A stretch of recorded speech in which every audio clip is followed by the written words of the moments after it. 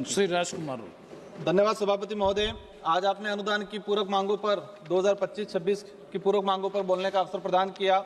मुख्य बजट में जो बजट का प्रावधान था, अधिकतर ये कह सकते हैं कि ये कागजों या वो पाइपलाइन के अंदर फंसा हुआ है जो ग्राउंड पे नहीं जा पाया है, तो उस पर विशेष सरकार ध्यान दे।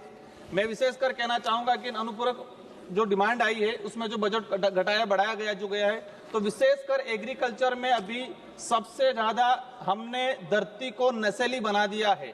यूरिया डीएपी जरूरी मानते हैं, लेकिन इतना आदि हो गया है जो भविष्य में हमारे सबके लिए घातक होगा। तो सरकार ऐसा प्रावधान करे, ऑर्गेनिक खेती पे फोकस करे, और जो ऑर्गेनिक खेती करने वाले जो किसान हैं, इन किसानों के लिए एक प्रावधान किया जाएगा। वो तैयार कर रहा है तो वो कहाँ बेचेगा, उनके लिए अलग, फसल खराब हो जाती है तो अलग से सब्सिडी देने का प्रावधान करे। मैं विशेषकर कहना चाहूंगा कि अर्थव्यवस्था की बात होती है तो भारत देश पे आज वर्तमान में आंतरिक और बाहरी कर्ज 181 लाख करोड़ रुपया है, और उस हिसाब से देखा जाए तो प्रत्येक व्यक्ति पे, अगर राजस्थान की हमारी बात करें और पूरे देश की बात करें, प्रत्येक व्यक्ति पे 86,000 करोड़ रुपया आज कर्ज है। इस स्थिति में देखा जाए, आज हम कह रहे हैं, पहले सुनने में आता था डॉलर रुपये से गिर रहा है, तो आज डॉलर मतलब रुपये के मुकाबले डॉलर की वैल्यू बढ़ रही है। और ये सुनने में आ रहा था कि काला धन लाएंगे। ये काला धन कितना आया? देश की जनता को कहा गया था कि 15-15 लाख रुपए देंगे। वो 15-15 लाख रुपए आज 2014 से लगा के आज तक की बात वो कहाँ है, वो कोई समझ में नहीं आया। आज वर्तमान में जो देखा गया है, जीएसटी को लेके बात उठी, जीएसटी को घटाने बढ़ाने की। पिछले कुछ समय से हम देख रहे हैं कि जीएसटी के नाम से डंडीरा पीटा जा रहा है। तो जीएसटी बढ़ाया किसने था? 2014 से लगा के 2025 तक सरकार किसकी थी? जीएसटी बढ़ाया। जीएसटी बढ़ाने की वजह से 2,30,000 से अधिक छोटे व्यापारी देश के जो थे, इनका व्यापार धंधा खत्म हो गया। माननीय सभापति महोदय, मैं कहना चाहूंगा कि ट्राइबल एरिया में जीएसटी का कलेक्शन होता है, पर इस जीएसटी का लाभ ट्राइबल एरिया के लोगों को नहीं मिलता है।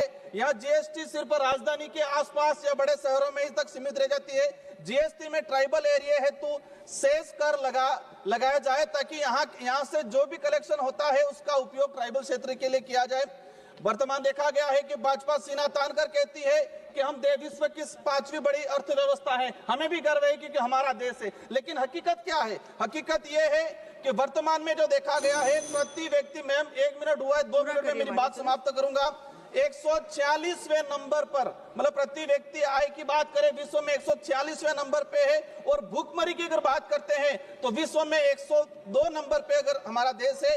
ये विकास सिर्फ 140 करोड़ भारतीयों का नहीं हुआ है, ये विकास मात्र 1 से 2% उद्योगपतियों का हुआ है। मेरी मुख्य मांगे रखना चाहूंगा, नरेगा का जो बजट है, राजस्थान में भी डबल इंजन की सरकार है, पूरे केंद्र शासित राज्य प्रदेशों सहित 34 राज्यों, मतलब केंद्र शासित और 28 राज्यों सहित पूरा 2600 करोड़ रुपया बजट है। इसमें मात्र राजस्थान का 1600 करोड़ रुपया बजट पेंडिंग है केंद्र सरकार की तरफ से।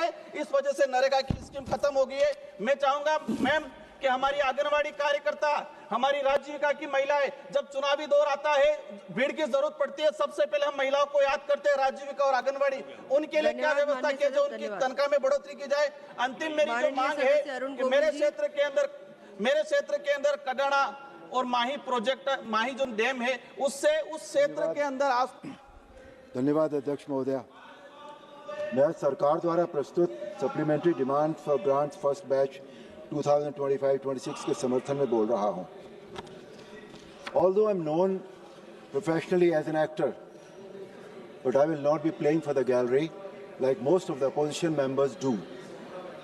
I'll not discuss the number